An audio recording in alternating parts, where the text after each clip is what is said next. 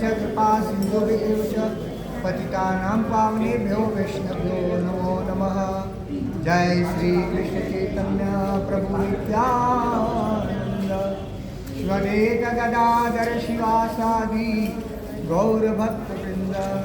हरे कृष्णा कृष्णा कृष्णा हरे हरे, हरे राम राम राम हरे हरे। हरे कृष्णा। तो आप सभी भक्तों का आदरता में हार्दिक स्वागत है। तो कल हम लोगों ने भगवान के करुणा अवतार, जो सबसे दयालु अवतार नित्यानंद प्रभु के रूप में भगवान कृष्ण प्रकट हुए, तो कल नित्यानंद त्रयोदशी हम लोगों ने मनाया। बहुत ही सुंदर, अद्भुत, दिव्य सब मनाया। तो आज सुबह में भगवान के साथ हमारी वार्तालाप हो रही थी। आप लोग करते हैं नहीं भगवान के साथ वार्तालाप? कौन कौन करता है भगवान के साथ वार्तालाप?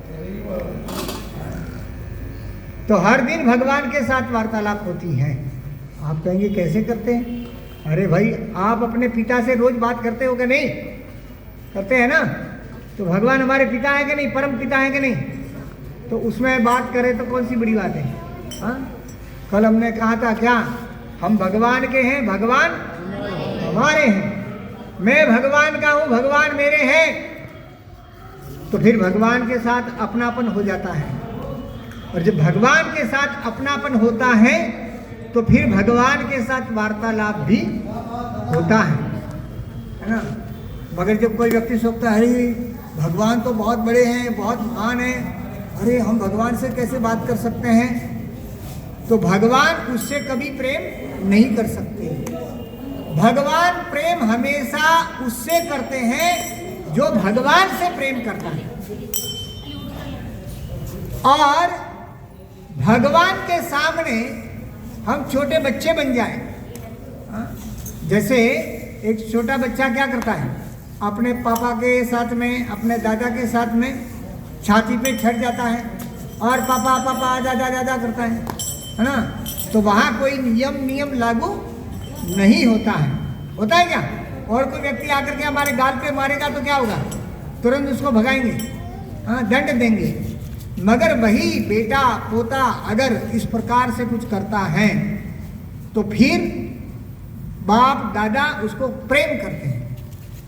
तो इसलिए भगवान के साथ में प्रेम में कोई यम नियम लागू नहीं होता है। इसलिए हमें भगवान से खुले दिल से प्रेम करना चाहिए। प्रेम पुमार तो महानम श्रीमद् भागवतम प्रमाणम। चैतन्य महाप्रभु ने कहा भगवान से प्रेम करना है तो भागवत पढ़ना चाहिए, भागवतों का संग करना चाहिए, तो उससे हम भगवान के प्रेम को प्राप्त कर सकते हैं।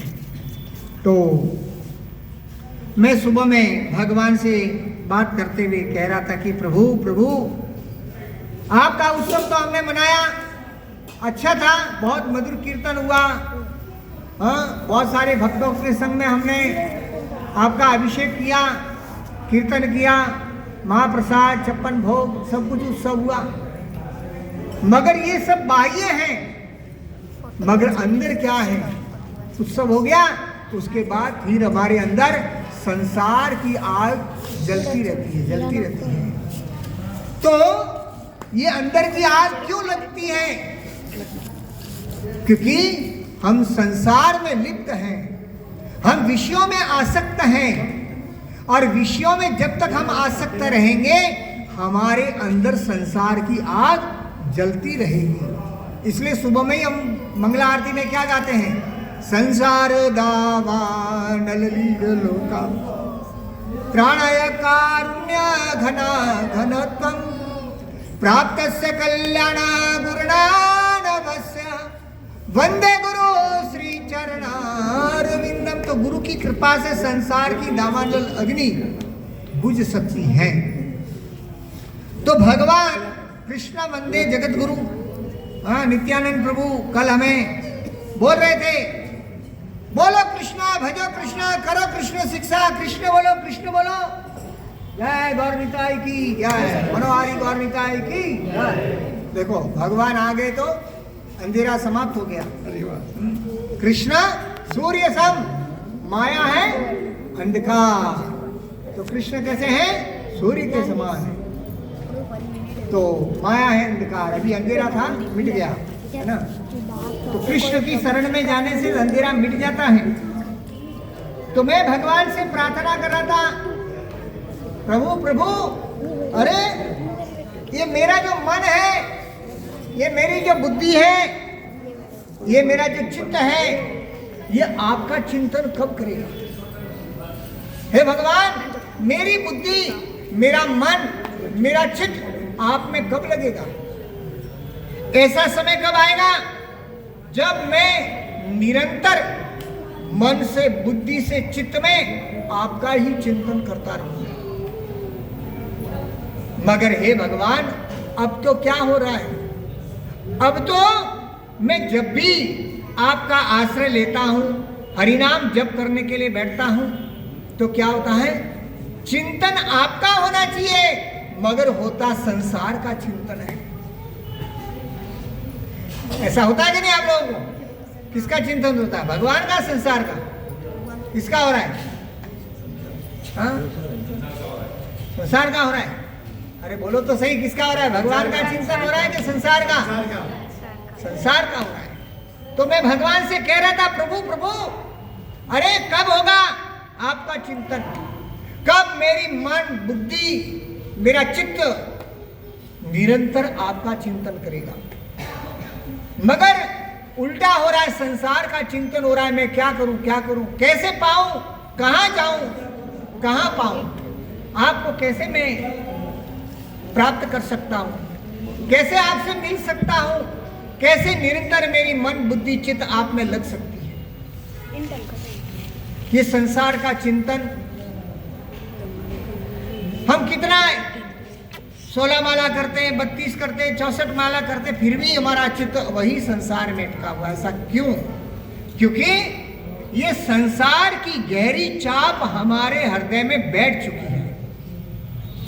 ये संसार हमारे अंदर इतना बैठ गया है, इतना जम गया है कि खोद खोद खोद खोद करके मिट्टी निकालते रहो, निकालते रहो। जब तक पानी नहीं आता है तो कोई व्यक्ति कुआं खोदने वाला रुकता है क्या? नहीं रुकता ना। आजकल तो 100 फीट, 500 फीट, 200 फीट, 1000 फीट तक जाते हैं, तब भी पानी नहीं आता है। तो ऐसी स्थिति हम लोगों की हो गई है कि संसार हमारे अंदर गहरी पेट बैठ गया है। अब उसको कैसे निकालें? कैसे ये निकलेगा? हे प्रभु, इतना प्रयास करने के बाद भी मेरा मन, बुद्धि, चित्त में संसार ही आ रहा है। मैं क्या करूं, क्या करूं? हे नाथ, हे नाथ, मैं क्या करूं? तो भगवान को पुकारना चाहिए ऐसे समय। पुकारने से हमारे सारी समस्याओं का समाधान होता है। 2 दिन पहले मैं भगवान से वार्तालाप किया, तो उसका टाइटल मैंने दिया क्या? सारी समस्याओं का एक ही समाधान है, अपनी सारी समस्याएं भगवान को बोल दो। भगवान के सामने खुली किताब रख दो, तो क्या होगा? आपके ऊपर का बोझ उतर जाएगा कि नहीं? आप हल्का हो जाओगे कि नहीं? आप कितनी भी गहरी चिंता में, दुख में हैं, डूबे हुए हैं, मगर जब आप अपने हृदय की बात को भगवान को खोल करके बता दोगे, आपकी सारी समस्याओं का समाधान क्षण में हो जाएगा। ये अनुभव की बात है। मैं तो हर दिन घर से निकलता हूं तो बोलता हूं, घर जाता हूं तो बोलता हूं, कुछ करता हूं तो बोलता हूं। ऐसा हमारा स्वभाव बन जाना चाहिए। जैसे एक शराबी का स्वभाव बनता है, शराबी जहां बैठेगा उसके पास में उसके ग्राहक अपने आप ही आ जाते हैं।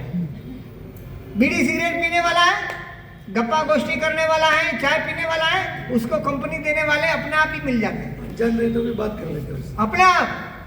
भैया माचिस है क्या? हाँ, वो अपने फूकी हुई बीड़ी दे देगा, हाँ माचिस ने लो, इसी से लगा लो, और वो फिर बोलेगा थैंक यू। क्या बोलेगा? थैंक यू, मेरा दिल जलाने के लिए थैंक यू। मेरे अंदर आग लगाने के लिए थैंक यू। तो देखो, संसार में दिल लगता है किसके साथ में? दिल लगी उसी के साथ लगती है जिसकी प्रीत उसके साथ होती है। वैसा ही संग मिलता है तब उसकी प्रीत जाम से जाम टकराएगा। वाह क्या बात है। फिर तो वो अपने जाम में इतना दम लगाता है कि सब कुछ भूल जाता है। फिर तो बोलता है नहीं नहीं एक हमारी तरफ से, फिर हो गई पूरी, बोला नहीं दूसरी हमारी तरफ से। रात चलती रहती है। देखो संसार में व्यक्ति इतना मतवाला हो जाता है, कब रात हुआ कब दिन हुआ। तो जो असली प्रेम है वो तो भगवान से है। और भगवान से अगर प्रीति प्रेम हो गई तो ये एक जन्म तो क्या कई जन्म चले जाएंगे। आज सुबह में ही मेरी एक भक्त से वृंदावन से बात हो रही थी, तो मैंने उनसे कहा कि कुछ अपने अनुभव बताओ। तो बोला क्या बताएं, अब तो मौन है, अब तो मौन है। बोला फिर भी कुछ सुना? बोला मौन है तो फिर क्या सुना है? तो मौन हो जाओ। कैसे मौन हुआ जाए? तो मैंने फिर उनको एक बात बताई। मैं बोला 2 दिन पहले मैं एक राम सुखदास जी महाराज जी का एक पुस्तक पढ़ रहा था, चुप साधना। क्या था नाम? चुप साधना। चुप साधना का मतलब समझते हो? चुप साधना क्या है? चुप साधना का मतलब होता है चुप हो जाओ, न किसी से बोलना, न कोई लेना, न कोई देना। आप कहेंगे कैसे चलेगा, व्यवहार कैसे चलेगा, दुकानदारी कैसे चलेगी, हमारा जीवन कैसे चलेगा? सब कुछ चलेगा मगर आप चुप हो जाओ। आप चुप हो जाओ का मतलब क्या है? आप चुप हो जाओ मतलब मौन हो जाओ। कैसे? जैसे आपके मन में विचारों की उथल पुथल चल रही है कि नहीं? तो ये विचारों की उथल पुथल क्या है? विचारों की उथल पुथल ये है कि आपके मन में या तो बीती हुई बातें याद आएगी। मन में क्या याद आएगी? बीती हुई बातें याद आएगी।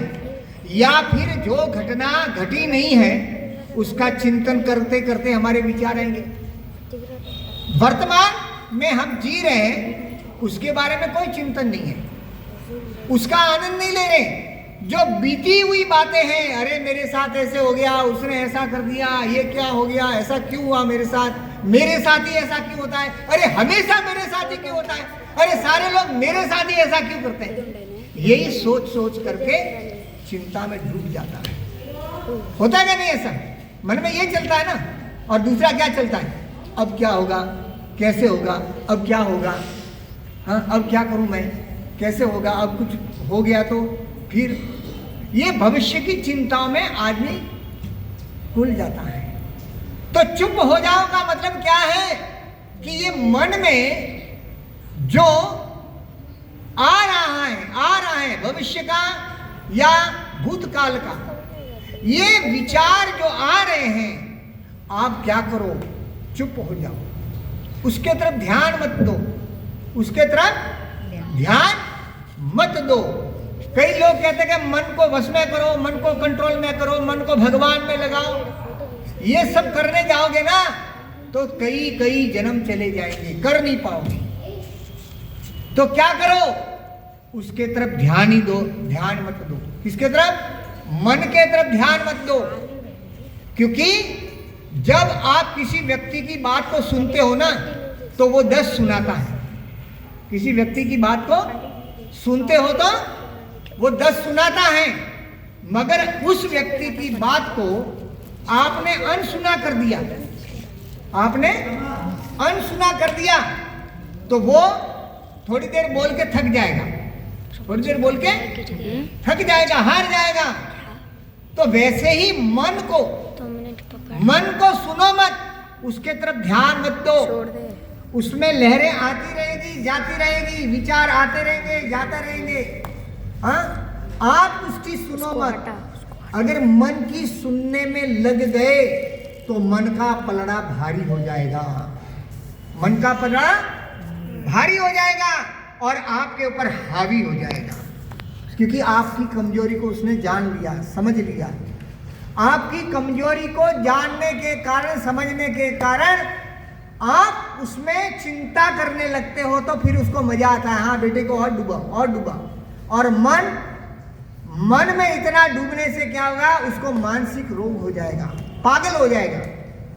इसलिए ये विचारों के तरफ ध्यान मत दो। आप तो केवल एक ही ध्यान देते जाओ, हरे कृष्णा कृष्णा कृष्णा हरे हरे, हरे राम राम राम हरे हरे। हाथी के पीछे 100 कुत्ते भौंकते हैं।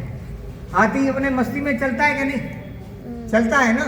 हाँ। तो हाथी अपनी मस्ती में चलता है तो कुत्तों के तो ध्यान ही नहीं देता है?